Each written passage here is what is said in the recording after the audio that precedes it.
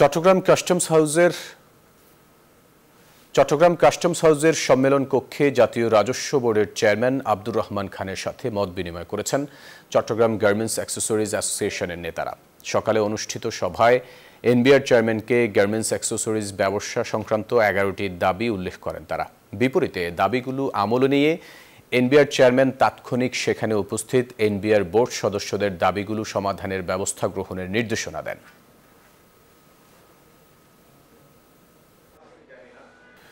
কক্সবাজারের চকরিয়ায় ট্রেনের ধাক্কায় এক বৃদ্ধের মৃত্যু হয়েছে। দুপুর 2টার দিকে চকরিয়া উপজেলার পূর্ব বড় ভেউলায় এ ঘটনা ঘটে। স্থানীয়রা জানায়, দুপুরে চট্টগ্রাম থেকে কক্সবাজারে একটি ট্রেন এসেছিল। ট্রেনটি চকরিয়া উপজেলার পূর্ব বড় ভেউলা এলাকায় পৌঁছালে রেল লাইনে হাঁটতে থাকা এক বৃদ্ধকে ধাক্কা দেয়। এতে সে ঘটনাস্থলেই মারা যায়।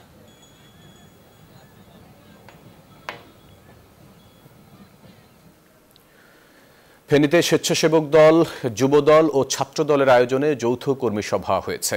সকাল থেকে বিকেল পর্যন্ত ফেনী শহরের একটি কনভেনশন হলে এই যৌথ সভা অনুষ্ঠিত হয়।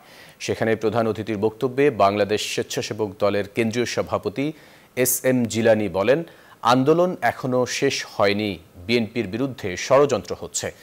দলে কোনো ধরনের সুযোগ সন্ধানীরা যাতে অনুপ্রবেশ করতে না পারে সেদিকে সবাইকে সজাগ থাকার আহ্বান জানান তিনি।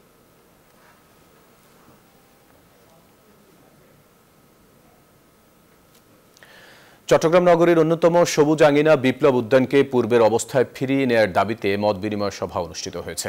দুপুরে চট্টগ্রাম সিটি কর্পোরেশনের হল রুমে এই মত বিনিময় করেন চট্টগ্রাম নগরবাসী। সবাই বক্তারা বলেন, গাছ কেটে পরিবেশ ধ্বংস করে সৌন্দর্য বর্ধন করছে সিটি কর্পোরেশন।